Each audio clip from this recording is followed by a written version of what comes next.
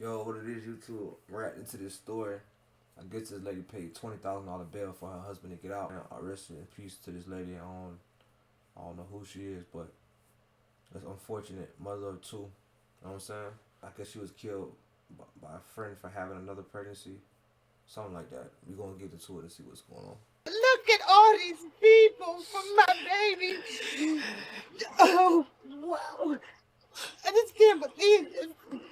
This is a deeply disturbing story about Tarika Jones, a 26-year-old mother of two whose life ended tragically after she paid a $20,000 bail for her husband. Less than a week before Kevin Reynolds murdered the mother of his child, Tarika Jones, and her sister, Jaleesa Harris, he was bailed out of jail by Jones herself.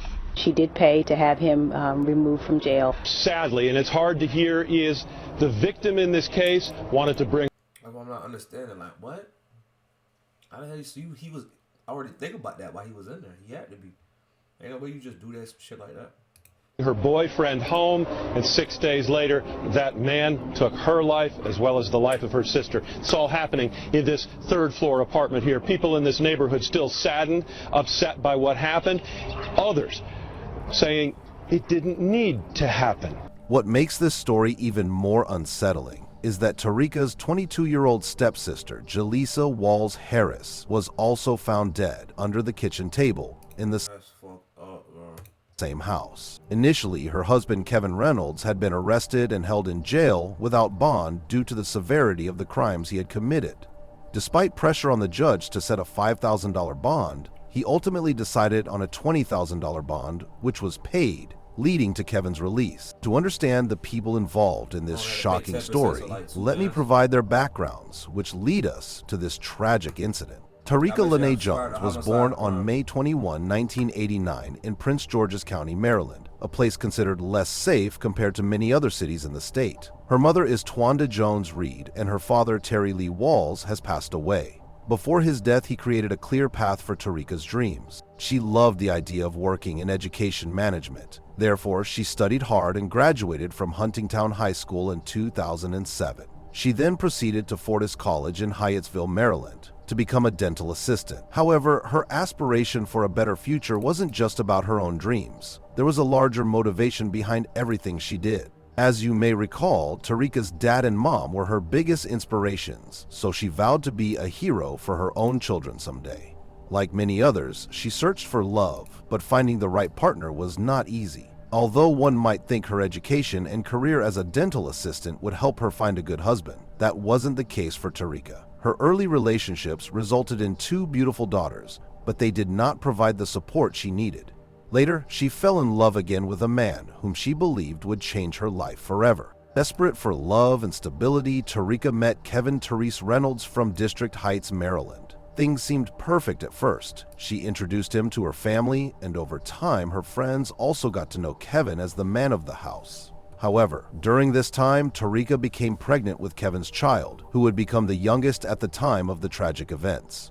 Despite her hopes, this relationship would not bring the happiness she longed for, as challenges and struggles continued to arise within the family. But how did Kevin get arrested for the judge to reveal all his hidden crimes? It all began with a seemingly small incident that escalated quickly. Kevin's behavior turned destructive. He just looked like he on the bullshit. Like, look at this nigga face. Like he full of shit. Nigga thought he was better than his bitch, probably. Nigga thought he was better than his female. Big forehead, nigga. Quickly, Kevin's behavior turned destructive. The couple frequently engaged in arguments that sometimes drew the attention of neighbors, who typically preferred to avoid getting involved in personal matters. While these disputes continued for some time, one particularly harmful aspect of these conflicts was hard to ignore. In February, Kevin was dropping off their daughter when a fierce argument erupted. It's important to note that Kevin and Tarika had a daughter, and they had an established arrangement wherein Kevin would pick her up and drop her off on specific days. However, this time was notably different, as their daughter witnessed a side of her father that she likely never knew existed.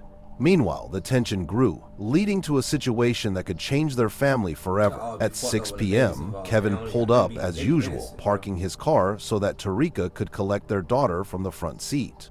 Right at that moment, Tarika did not realize that Kevin harbored different intentions.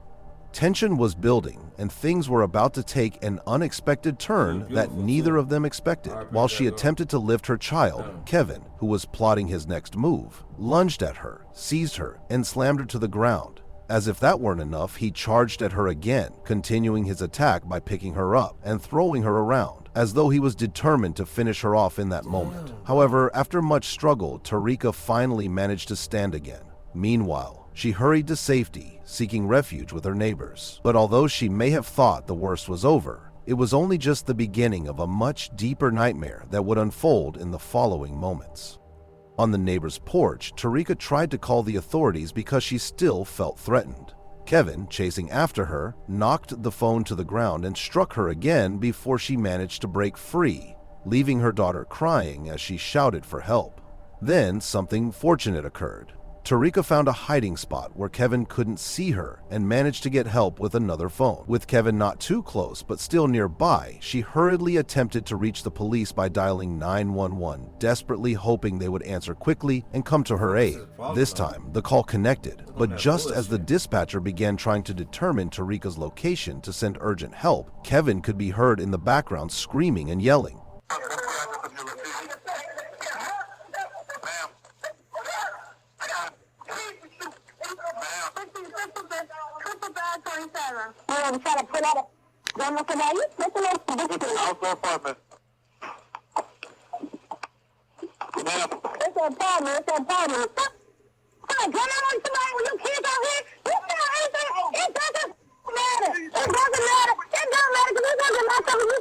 The dispatcher immediately recognized that this was a critical situation requiring urgent intervention without needing any additional details. Eventually, officers were dispatched to the scene. When they arrived, Tarika shared even more shocking information with them.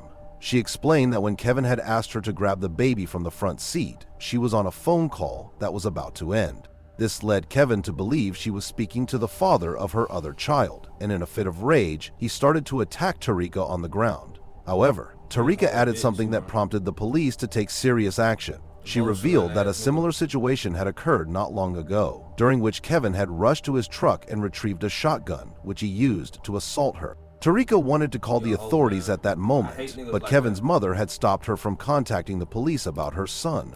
Like, niggas be so soft. It was at this critical... Like, look at this soft ass nigga, bro. You just look emotional. Like, he wanna cry. Just ho. Why you, like, what man points a gun at a woman, bro? Like, and this your mother, your child. Like, you weird, dude. Critical moment. Learn how to communicate. It's a problem with you niggas. That Kevin was arrested and charged with first-degree assault. While this should have brought smiles and relief to Tarika, the opposite was true. In fact, it was quite strange and surprisingly the complete opposite of what one would expect.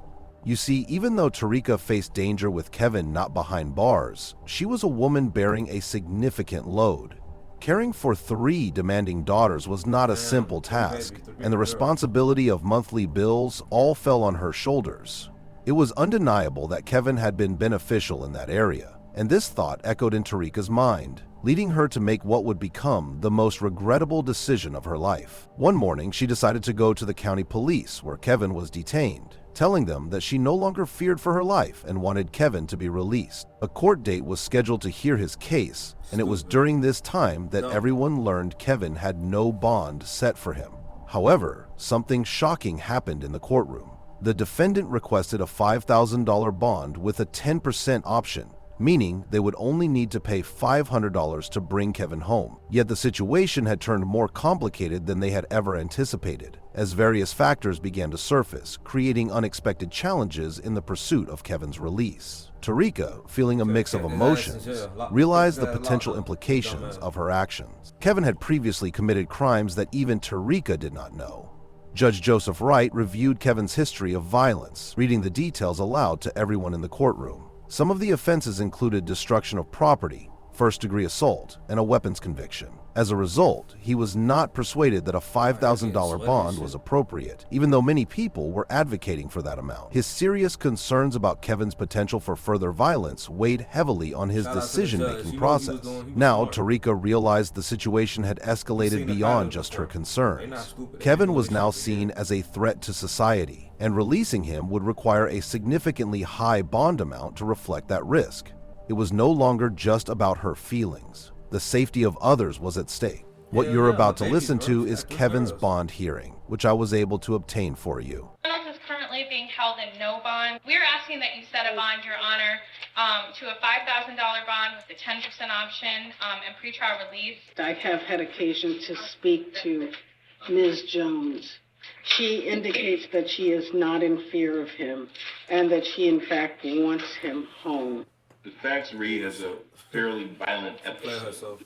And then if I look at his record, destruction, conviction for assault, which is what this case is actually charged as, first-degree assault. Another conviction for assault, a weapons conviction as well. He believes he got off on probation 2 days ago. Ms. Jones disputes some of the allegations in the statement of charges, Your Honor. Running back. I believe that a $5,000 bond is appropriate in this matter. I disagree. For all the reasons I've said, for public safety, for the record, for the way the facts read, I'll set a bond.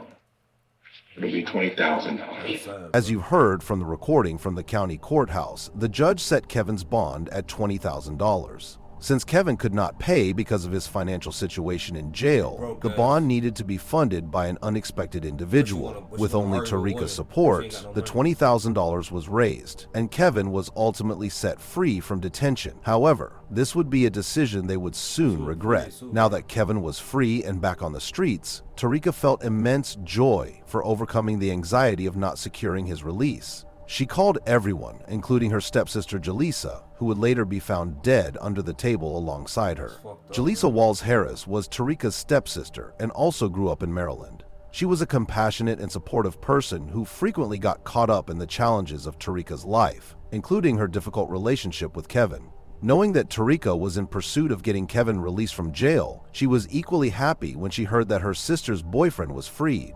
However, that happiness was short-lived because of what would happen next.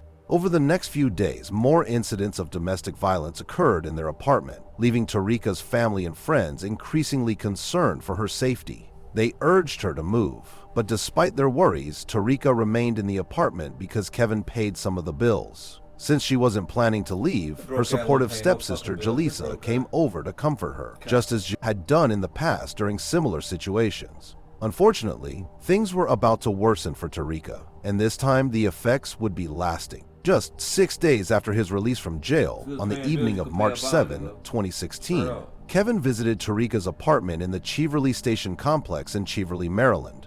An argument erupted between them, likely fueled by the ongoing tensions and unresolved problems in their relationship. Kevin drew a gun and shot both Tarika and Jaleesa, causing both women to collapse under the kitchen table. Their children, who were just in the next room, heard the commotion and were immediately gripped by fear. This was something that happened at 10:30 last night. Neighbors here at the Cheverly apartments, the Cheverly Station apartments, heard arguing and then 2 sets of 3 guns. Boom, boom, boom, boom, boom, boom. Neighbors ran. He's sad as fuck, bro. Nah, that's wild. Like, he wild as fuck for that. In front of the kids in the next room, bro. Like, no regard for them babies, bro. I told that nigga his ass should have stayed in jail. And fuck that man. He's an emotional female. He's a female himself. Like, straight up. He couldn't control his emotions, and now them kids ain't got no mother, bro. Over your decisions, bro. Sad. And upstairs. Rest in peace to them 2 women. And they discovered that 2 women had been shot and killed. Their names: Tarika Jones, you can see her in her Facebook page, on her Facebook photo, and her sister, Jaleesa Harris. Now, what we have learned is that Tarika Jones was involved in a relationship with Kevin Reynolds, and there was a history of abuse. Reynolds was arrested in the middle of February after he dragged Jones around the parking lot here and then threatened her with a gun. He was locked up, but Jones actually, according to sources, went to his bond review, said she did not want to move ahead with the charges. His bond was lowered. He was released just 6 days ago. With Jaleesa present and aware of Kevin's violent behavior, it's reasonable to believe that she tried to intervene. While she may not have acted aggressively, her presence during the confrontation had devastating consequences. Police were quickly called to the scene after reports of gunshots. They arrived shortly and began securing the area while gathering information from witnesses about the horrific event.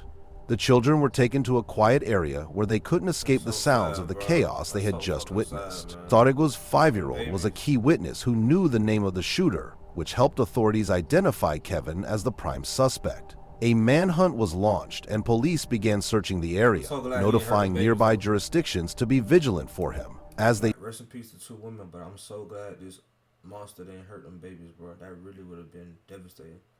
So glad, but them girls are scarred for life. They are scarred for life.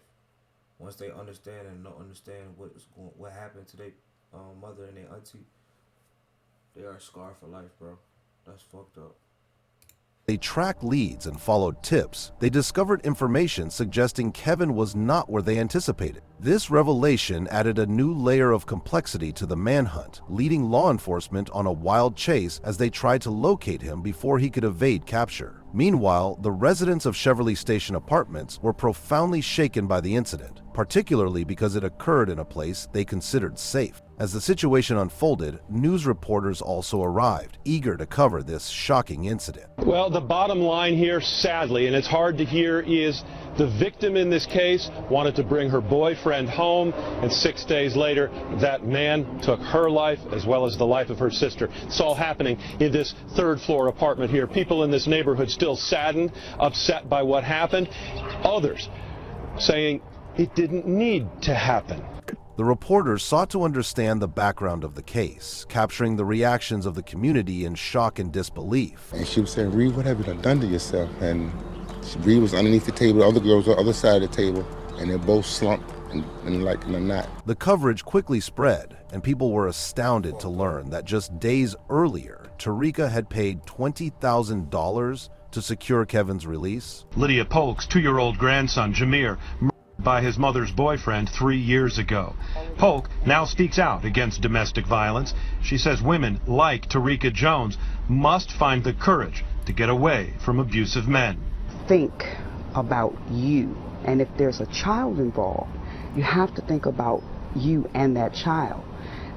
That comes first before any type of other relationship. Tarika was remembered as a kind and friendly individual who was still pursuing her studies to become a dental hygienist. Jalesa was described as a lively young woman with dreams of becoming a vocalist. See the world with brand new eyes. Your love has made me realize my future looks bright to me. All because you are my friend. Community members were saddened for Tarika's children, who were now left without a mother. Neighbors and friends expressed their condolences and offered support for the young ones, especially since they had witnessed such a traumatic event. To assist with the financial burden, a GoFundMe page was created to help cover the funeral expenses for Jalisa Walls Harris.